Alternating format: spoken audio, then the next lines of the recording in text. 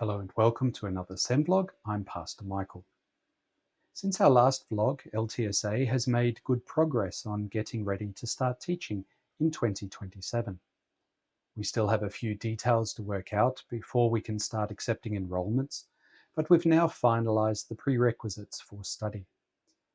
And so today we'd like to share them with potential students to give you time to prepare. But before I explain those prerequisites, I'll give you a quick update on the project's progress.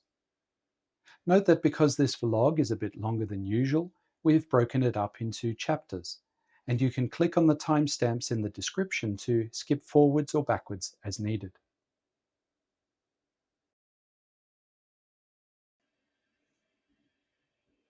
As described in our initial plan from September 2025, we intend to partner with Australian College of Ministries, ACOM for short, in our first year of teaching, as we prepare for membership of the Australian University College of Divinity, AUCD, in 2028.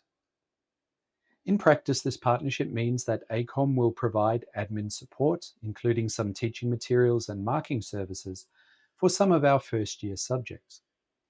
LTS-A faculty will facilitate those subjects so that students will always have a Lutheran point of contact. For the other subjects, LTS-A faculty or partners from overseas will provide materials and teaching. This partnership approach will allow LTS-A to start teaching before we're full members of AUCD, and will also give us the necessary experience to operate in our own right. Classes will be taught using a hybrid in-person online model. That is, we'll conduct them in our classroom in Adelaide with a live stream set up to allow remote students or lecturers to participate in all sessions. We intend to announce enrolment procedures at LMA's first Synodical Assembly at the end of August, and lessons are planned to start in February 2027 with our first trimester.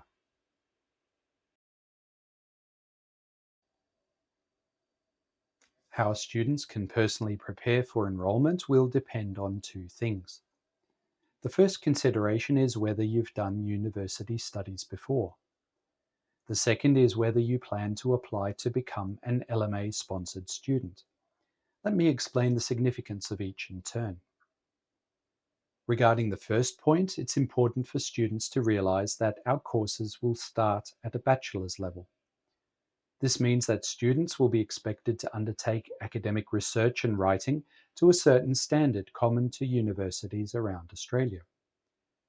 If you've completed Year 12 or its equivalent recently, or done other university studies, then you're probably close to or at that standard already.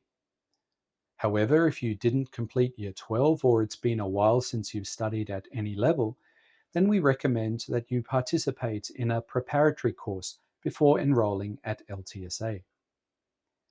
There are a number of courses offered by universities around Australia to prepare for a bachelor's degree, but we're recommending an academic research and writing unit offered by ACOM starting at the end of August. This unit isn't a prerequisite to study at LTS-A, but it will give you a good start for your studies next year. If you're interested in enrolling in this unit, please contact our Registrar Deaconess Kathleen Mills as soon as possible, as enrolments close mid-August. Her email address is in the description below. Please don't contact ACOM directly to enroll in this unit, but contact LTS-A so that you are identified as one of our students, and we can support you as you work through the unit.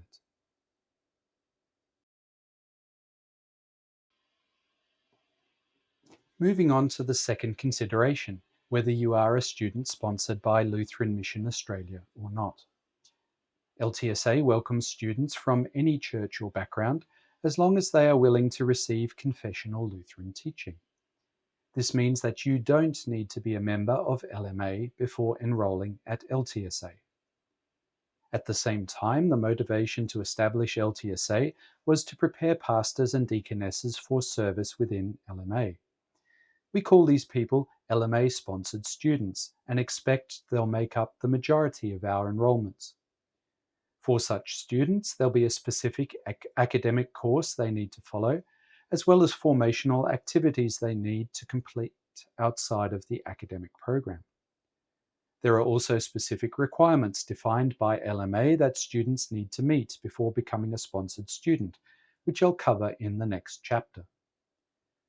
For now, I'd like to summarize the general admission and sponsored pathways so that you can understand the key differences. Note that it may be possible to move from one pathway to the other in the future, but that will need to be determined on an individual basis. So it's best to start in your preferred pathway from the beginning. LMA-sponsored students study to prepare themselves for service in LMA as either a pastor or deaconess.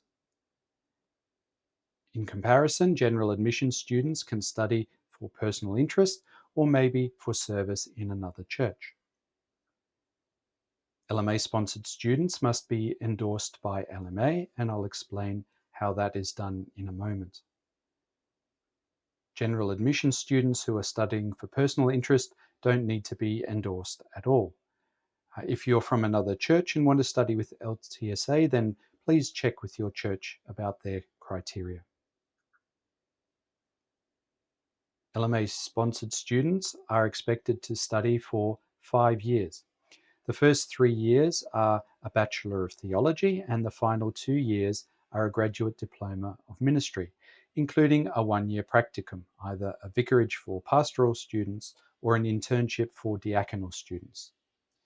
In addition, LMA-sponsored students are expected to undertake formational activities throughout their studies.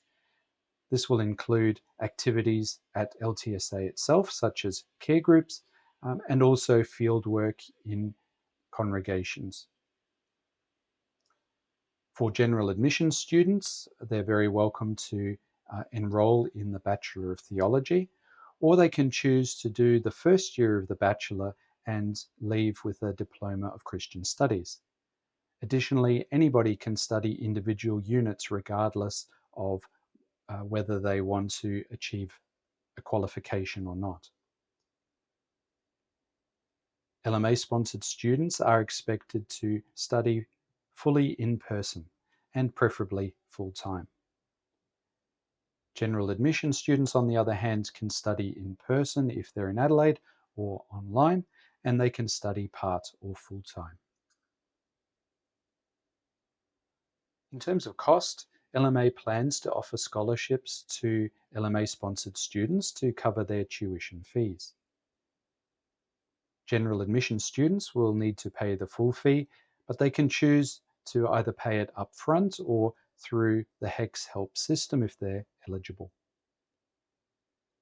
In terms of financial support, we hope that all full-time students may be eligible for Austudy, but please check with Centrelink for the requirements there.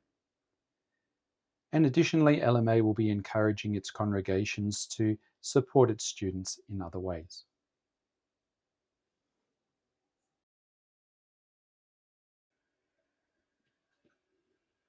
So how does a student become sponsored by LMA? Well, this is defined in a document called the Synodical Order that will be ratified by LMA at its first Synodical Assembly in August. The Synodical Order, and I quote from the document itself, outlines the roles, relationships, and responsibilities of the different offices and bodies within LMA, seeking to rightly order our life together in a manner that promotes and fosters the mission of the Church.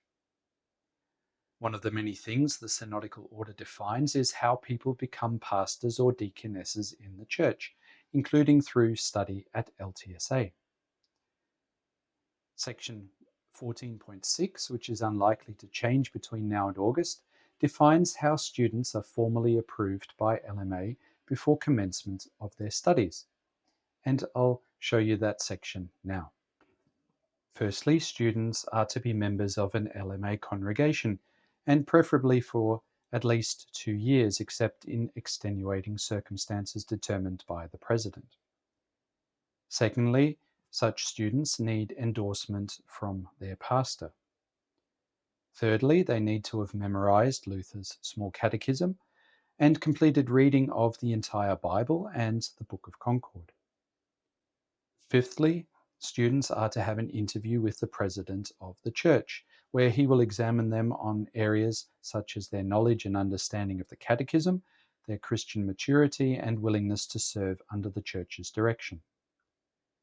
Finally, students need to be accepted by LTS-A into the academic program, and they will in particular need to meet academic prerequisites set by LTS-A's accrediting body. So, what does this mean for you if you feel called to study as an LMA-sponsored student? Well, firstly, if you haven't done so already, please register your interest with LTS-A by emailing Deaconess Kathleen. As I mentioned earlier, enrolments won't be open until after the Synodical Assembly. But if we know that you're intending to enroll for next year or even later years, we can support you through the process.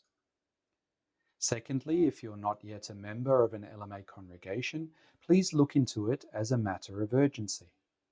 Of course, since LMA is barely 2 years old itself, not all our initial students will meet the time criterion. However, the longer you're a member of LMA, the more confident you'll be that you agree fully with LMA's confession and that you can see yourself serving in LMA upon graduation from LTS-A. Note that if you're not geographically close to an LMA congregation, you do have the option of becoming a member of St. Paul's Mission Circuit, which is Australia-wide. Please see the website for details. Thirdly, if you haven't read your Bible or the Book of Concord fully, or you haven't memorized your small catechism, please start now. We'll put suggested editions of these books on our website, and again, please see the video description for a link. Finally, please don't approach your pastor for endorsement or President Matt for an interview just yet. We'll advise you of the process when enrolments open. In the meantime, if you have any questions regarding this information, please don't hesitate to contact us at LTS-A. Deaconess Kathleen and I are here to provide you with guidance and assist you through the discernment and application process.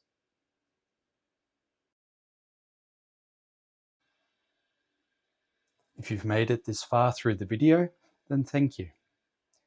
Before we finish, here's a summary of what you can do in preparation for enrolling at LTS-A later in the year. If you're a general admissions student, then the only decision you need to make for now is whether you would benefit from the Academic Research and Writing Unit. If you would, then please contact Deaconess Kathleen as soon as possible to enroll in that unit. If you don't need the unit, please still register your interest in studying with LTS-A so that Kathleen can keep you updated as the SEM develops. For example, she'll notify you when enrolments open. If you're hoping to become an LMA-sponsored student, then please also consider whether you need the Academic Research and Writing Unit and act accordingly. Additionally, please join an LMA congregation if you haven't already, and start preparing for your interview with President Matt by reading your Bible, Book of Concord, and Small Catechism. That's it for this episode. God bless you as you prepare to study His Word at LTS-A.